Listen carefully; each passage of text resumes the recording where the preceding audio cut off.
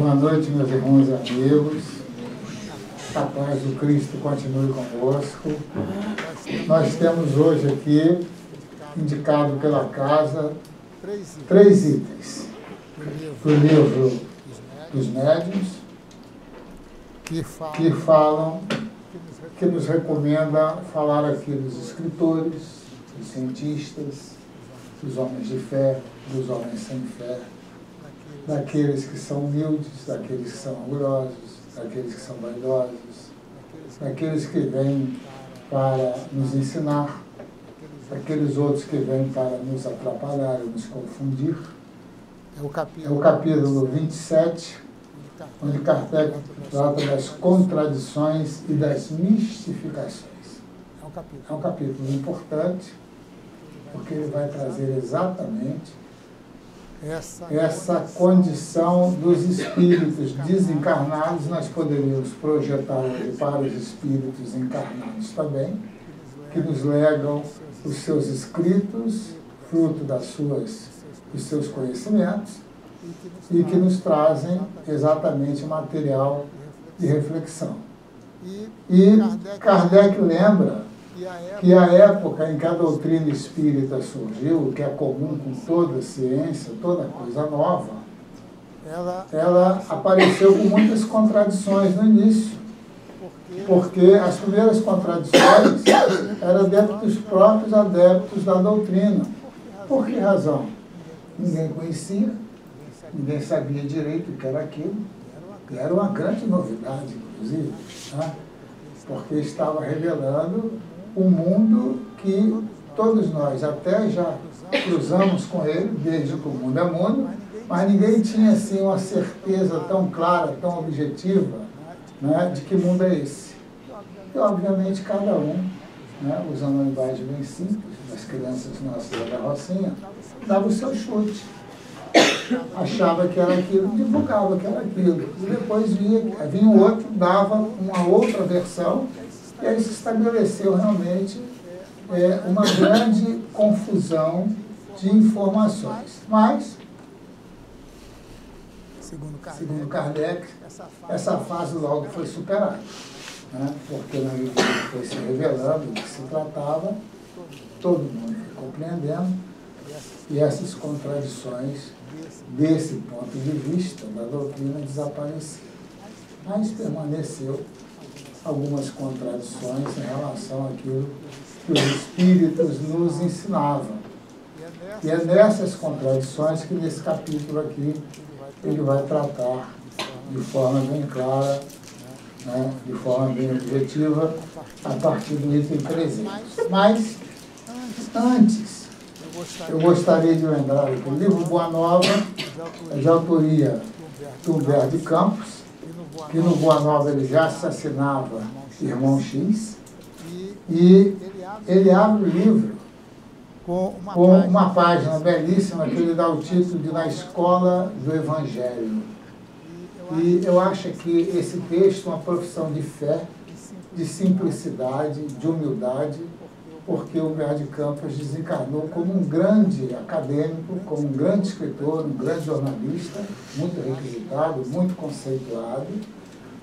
E logo que ele desencarna, ele começa a editar através do nosso querido Chico Xavier as suas mensagens, o que causou, inclusive, um grande impacto na sociedade do Rio de Janeiro naquela época. Era comum os jornais, as crianças que vendiam jornais na rua, anunciarem, né, os novos escritos do Humberto de Campos, e foi realmente um grande alvoroço, que rendeu, inclusive, para a Federação Espírita Brasileira, o Chico Xavier, um processo judicial complicadíssimo, que depois até resultou, né, em que o juiz, na verdade, confirmou a possibilidade da encarnação através da justiça, pelo depoimento dos acadêmicos da época, que liam os textos e dizia assim, realmente, pelo estilo, pela configuração das palavras, pelo ordenamento das ideias, é de fato Humberto de Campos, mas só que o assunto é muito estranho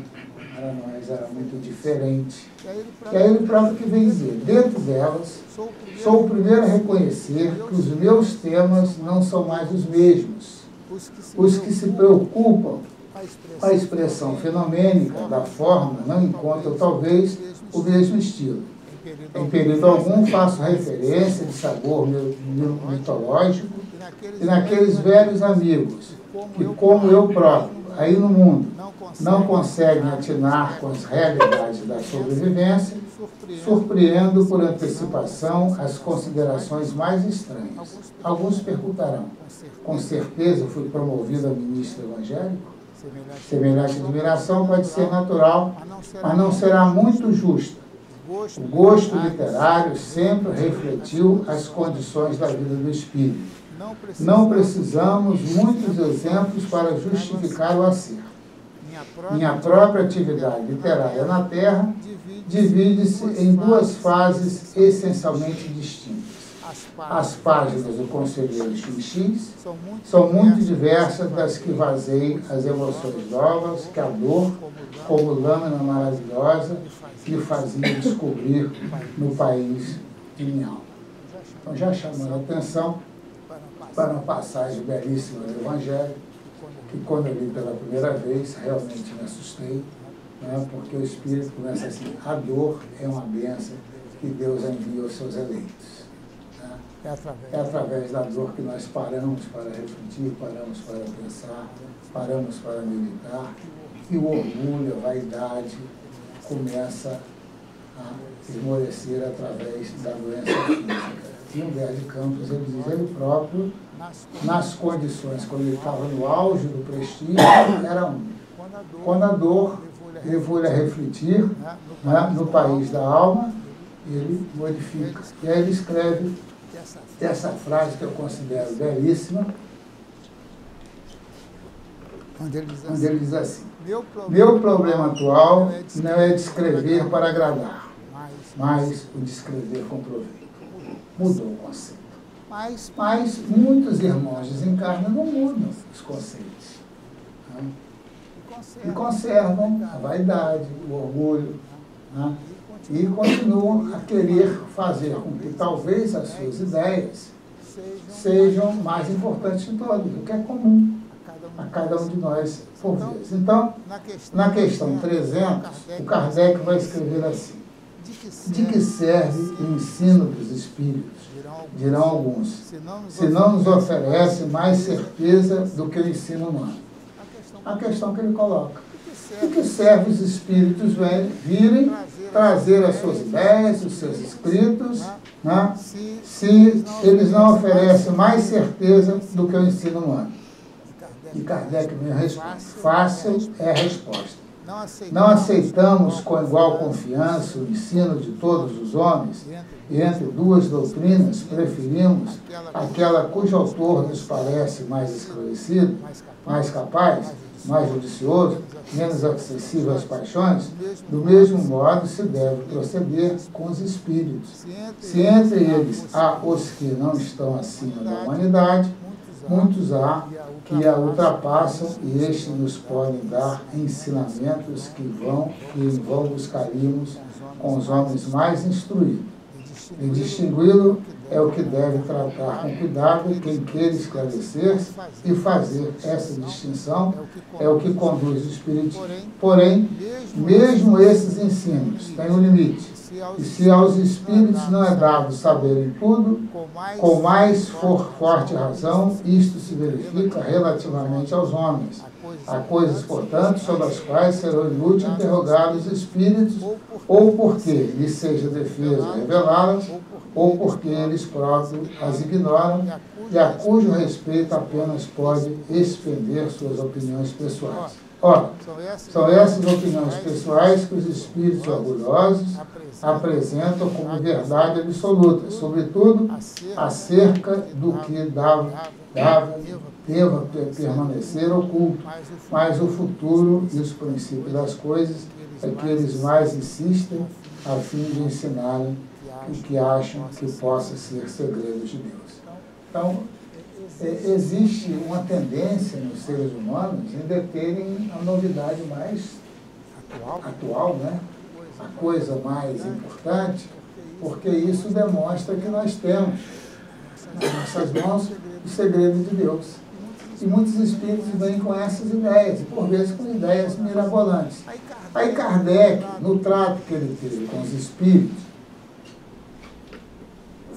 ao longo da observação que ele fazia nas pesquisas, ele deixou para nós aqui a chamada escala espírita, que está na questão 100 a 112 do Livro dos Espíritos. Quem ainda não conhece, nós recomendamos que dê uma passada por lá, pelo Livro dos Espíritos, e pegue a escala espírita, porque nos vai dar a visão e com quem nós estamos falando, com quem nós estamos conversando, tanto no mundo dos encarnados quanto dos desencarnados. E Kardec lá estabelece, né, nessa escala espírita, os espíritos imperfeitos, que teria cinco categorias desses espíritos imperfeitos, que vai desde os impuros, os pseudo-sábios, os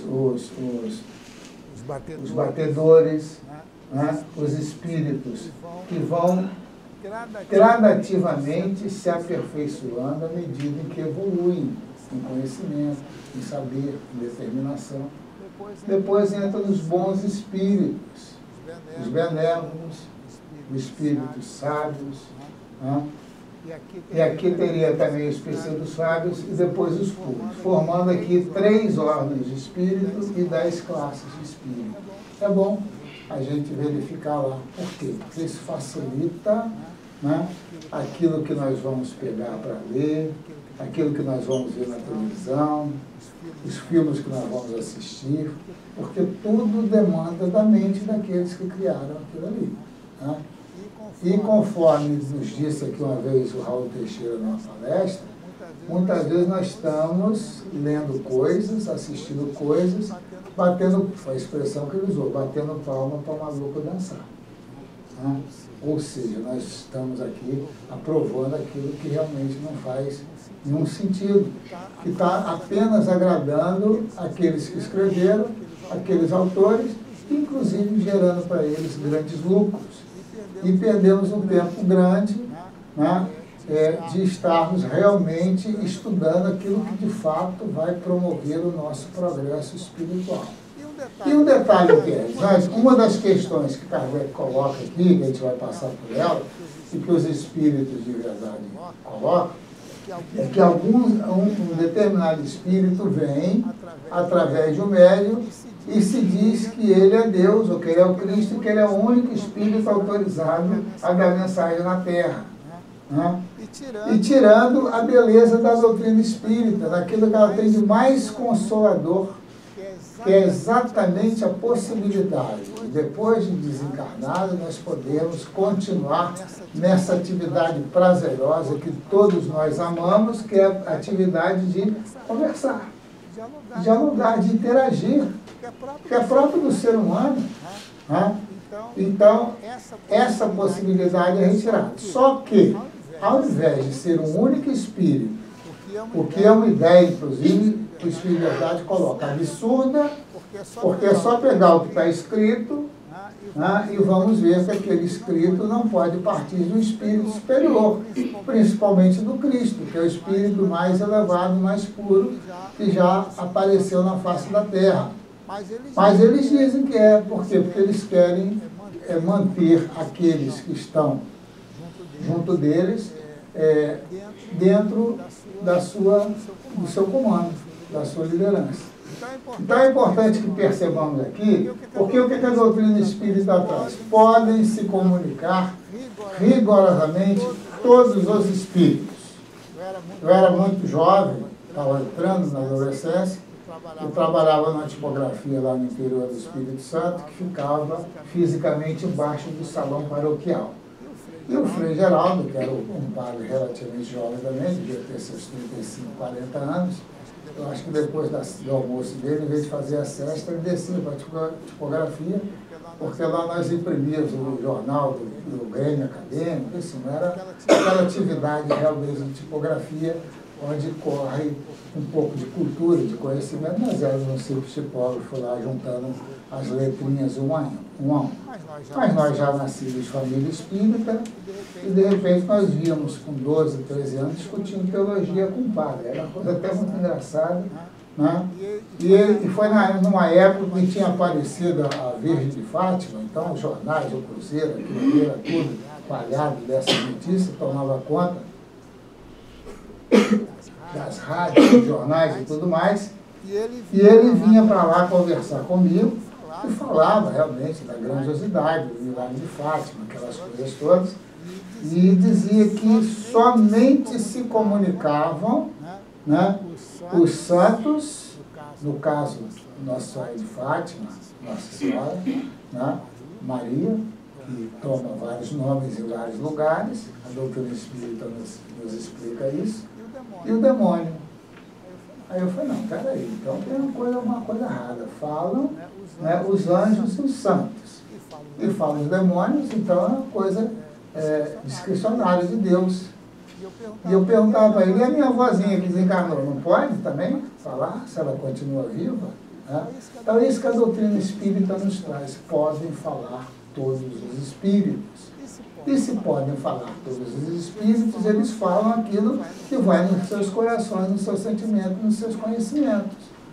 Daí os cuidados que nós temos que ter com relação àquilo que nós estamos consumindo. E hoje em dia, inclusive, com a internet, esse consumo ele é muito mais veloz. Naquele tempo da tipografia, que era chumbico, fazer uma página em jornal, que era complicado, né? Hoje em dia as ideias andam assim pela internet rapidamente. História de fake news, então você recebe páginas que vêm na escrita Emmanuel, Bezerra de Menezes, Eurípides de Barçanufo. Algumas delas até não têm uma incongruência doutrinária, não, até ensinam bem, mas você vê que pelo estilo, pelo que está escrito ali, qualquer pessoa medianamente inteligente, capacitada, poderia ter escrito, mas para dar crédito ao seu orgulho, à sua vaidade, ele coloca lá um nome importante. Né? Cuidado que nós devemos ter hoje com relação àquilo que nos chega às mãos como divulgação dos espíritos. E aí nós vamos encontrar exatamente essa questão das contradições, porque o espírito fala uma coisa e aqueles que se aprofundaram dentro do estudo da doutrina espírita vão dizer, não pode ser verdade. Aí começam as contestações, aí aparecem as ideias assim, em relação à transição planetária, esse convite aí do seminário do ET é importante, porque vai saber direitinho o que é essa transição planetária, como é que ela está se processando, porque criamos algumas ilusões, que vai acontecer num determinado dia, anunciado no Jornal Nacional, a partir de amanhã nós estamos, né, no mundo de regeneração. Não é isso, o mundo já está se regenerando há muito tempo. E ele só vai se regenerar efetivamente quando cada um de nós se regenerar. Então, o compromisso da regeneração do planeta está com cada um de nós. Nós somos, conforme se diz na gíria, a bola da vez. E se eu não fizer o meu empenho, né, eu não vou ajudar nessa transição planetária. Para não surgir ideias assim mirabolantes, que tem um grande navio em cima da Amazônia, todo mundo que desencarna, que não vai ficar mais aqui, está sendo levado para lá, aí de tempos em tempos leva o doutor Bezerra de novo, pega lá um monte, carrega. Aí, gente, é isso, é falta de conhecimento, é falta de estudar, é falta de analisar. Tá? Então é para isso que Kardec, inclusive, na abertura aqui do livro dos médicos, ele diz assim, ele ressalta o seguinte, que as dificuldades, desenganos com que muitos topam na prática do espiritismo se originam da ignorância dos princípios dessa ciência. O espiritismo é a ciência. E, no entanto, nós temos médiuns trabalhando na mesa mediúnica que nunca leram o livro dos médiuns, fica meio complicado, né? E começa a aceitar coisas que realmente não faz sentido. E diz mais ele na introdução, que o livro dos médiuns é de interesse de todo mundo que vai trabalhar na mediunidade e todo mundo que vai conviver com o mundo espiritual falando coisas para nós, ou seja, para todo mundo. Então, esses conceitos da ciência espírita, eles vão servir ao nosso dia a dia, ao nosso processo evolutivo, e vai nos mostrar como é que eu pulo daqui para cá. Ou seja, eu vou verificar o que eu tenho que corrigir em mim. Os espíritos nos chamam a atenção, fazer um balanço. Toda noite, na hora de dormir, alguém faz um balanço, na hora de dormir. O que deu errado no dia de hoje? O que deu errado? O que deu errado, eu vou corrigir no seguinte. E o que deu certo? Eu vou incentivar aquilo que deu certo. E aí eu vou fazendo esse processo evolutivo. Daqui a pouco eu saio dos impuros, já vou para o perfeito, já vou para o pseudo-sábio, estou melhorando. Estava impuro lá, porque qual a característica do impuro? Ele quer realmente fazer o mal pelo mal. O pseudo-sábio já nem tanto, ele quer apenas demonstrar que sabe mais do que o outro, então já está um pouco melhor. E daqui a pouco eu vou pular aqui para os espíritos benévolos, que é aquele cuja característica é sempre fazer o bem. As coisas mais comezinhas, mais simples. De ajudar uma criança a atravessar a rua, de afastar uma pedra que está no meio do caminho, de realmente ser solidário com a dor do outro. Então, nós vamos nos desenvolvendo. Claro, pouco antes da reunião conversar, para chegar aqui vai demorar um tempinho. Mas também, o que eu tenho? Nada. Nós temos a eternidade. Aí alguns dizem, como um amigo meu dizia, eu sei de tudo isso, mas nessa existência eu quero aproveitar. Aproveitar o quê? Então, quanto mais tempo demorar para chegar, pior para nós. A carreira Deus estabeleceu. Da simplicidade da ignorância, à perfeição. Essa é a carreira. E disso ninguém foge. Então, quanto mais tempo eu levar para fazer essa carreira, eu estou retardando a minha felicidade. Então, está lá na outra ponta. Aí Kardec pergunta, e é o Espírito de Verdade quem vai responder. Comunicando-se em dois centros diferentes, pode um Espírito dar-lhes sobre o mesmo ponto respostas contraditórias? Se os dois centros, as opiniões e as ideias diferirem, as respostas poderão chegar-lhes desfiguradas, porém, se acha ele sob a influência de diferentes colunas de espíritos. Então, não é a resposta que é contraditória, mas a maneira por que é dada. Então, às vezes o defeito está na gente, não está no espírito. A gente não filtra, a gente não sintoniza com o bem, porque na verdade é um filtro. O fenômeno mediúnico, pelo que a doutrina explica, ele vai se dar mente a mente.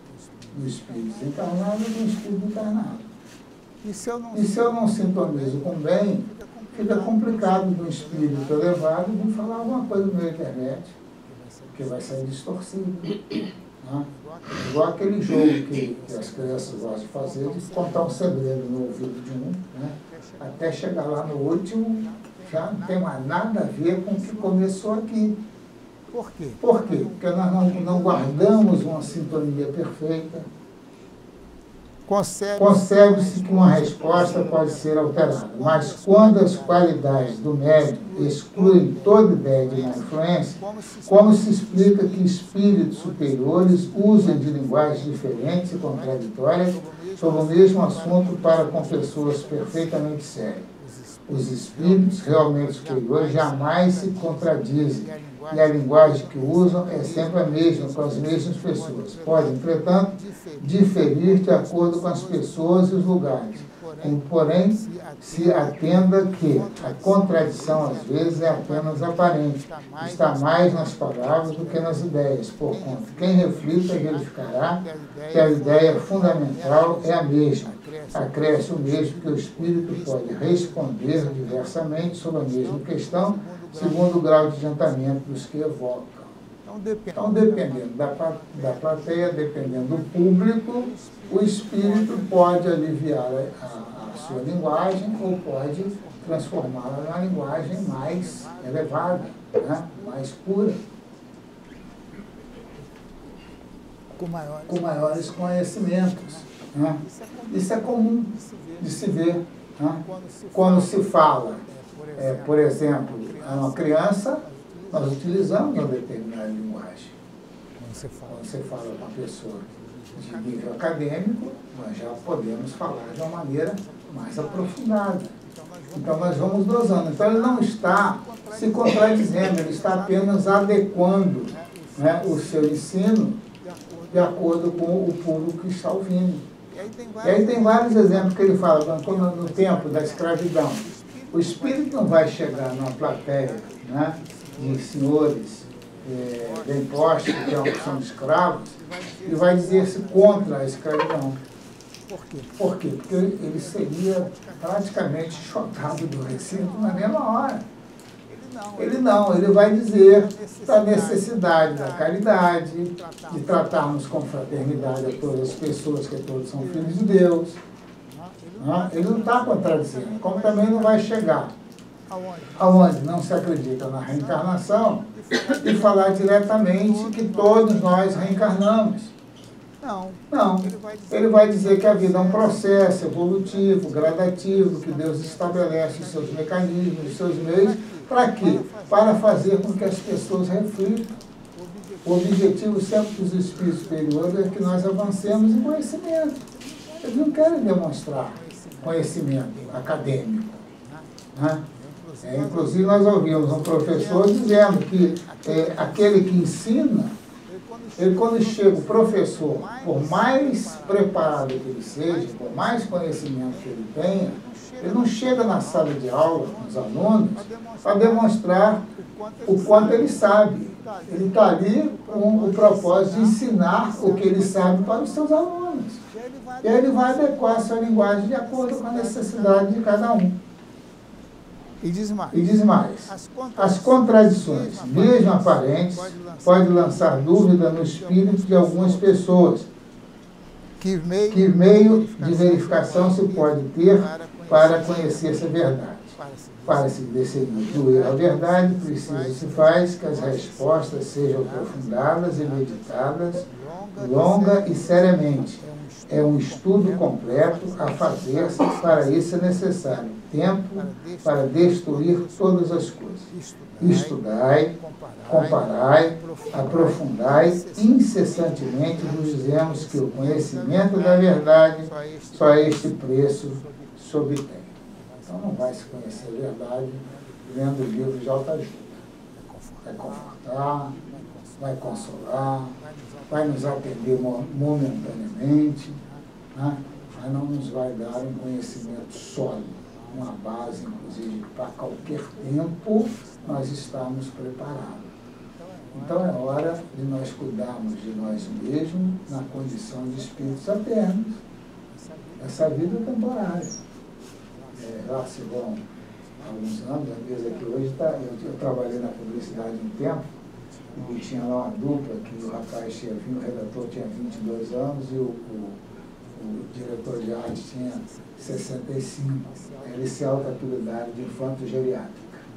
Então, às vezes se formam duplas infanto-geriátricas na Terra, mas na vida real, né, nós temos que imaginar a nós mesmos como espíritos eternos que nós somos e que vamos retornar muitas vezes, para não se perder.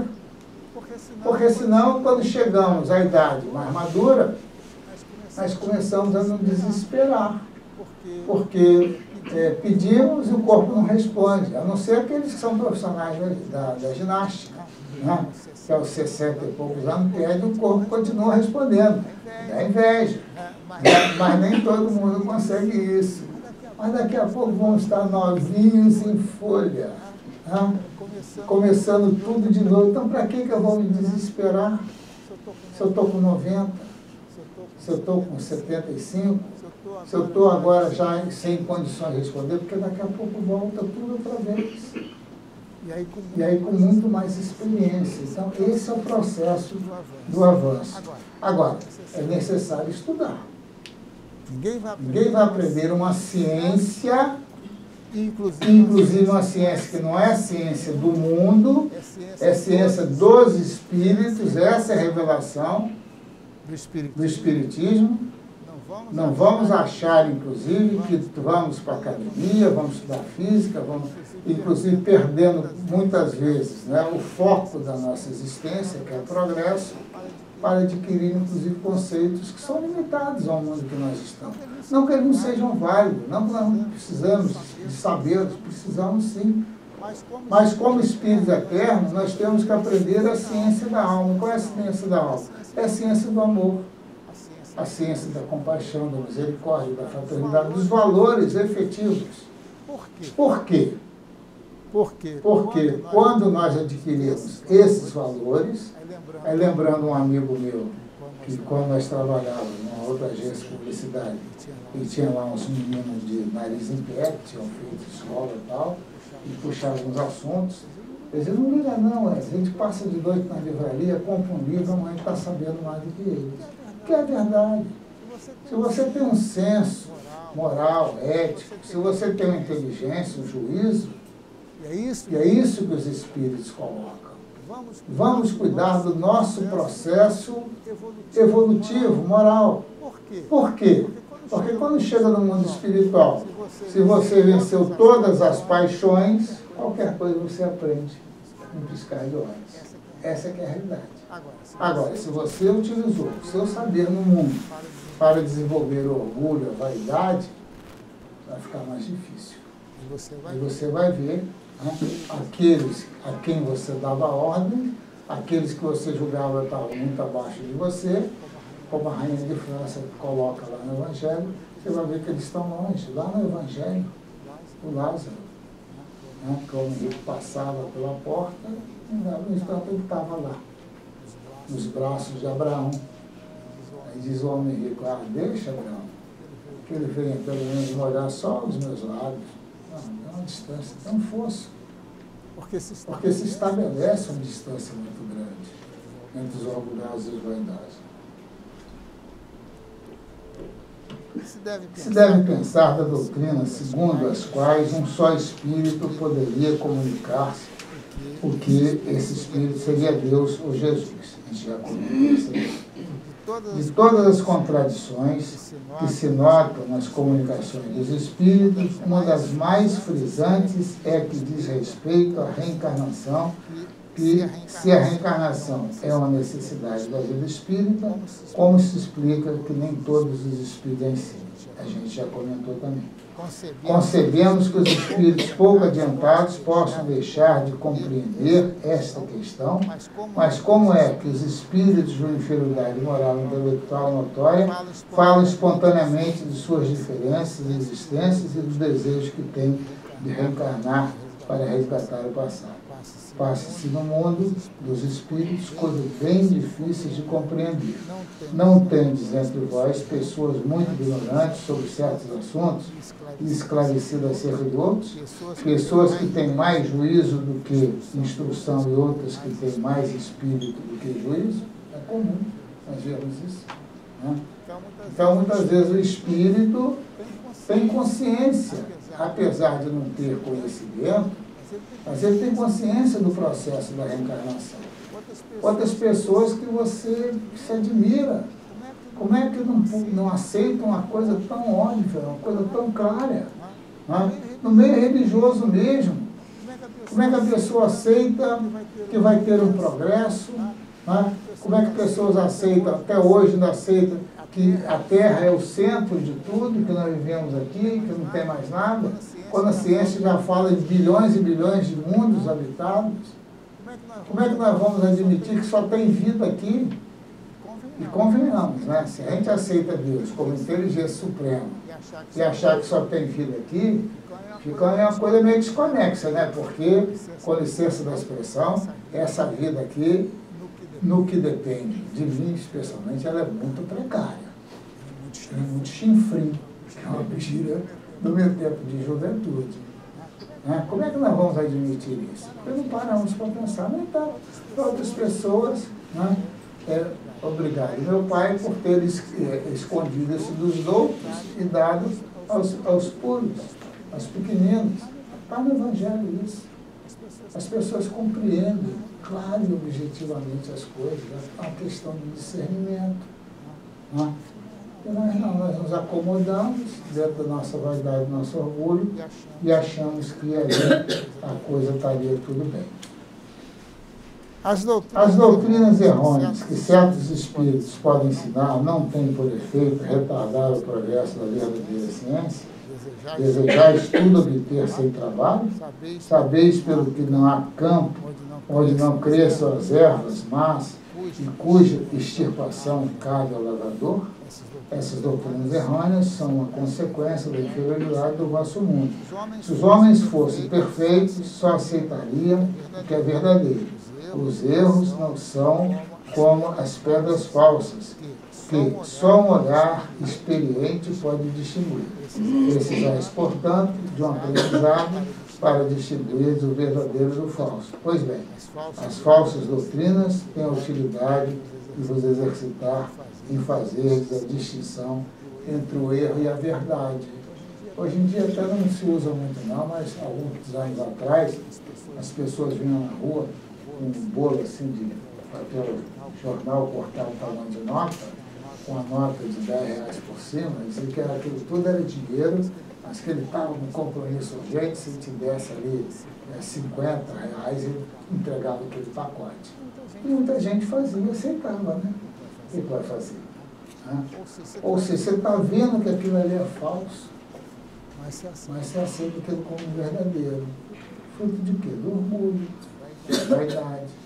E da maldade também, ou seja, o interesse em obter um lucro que não é real.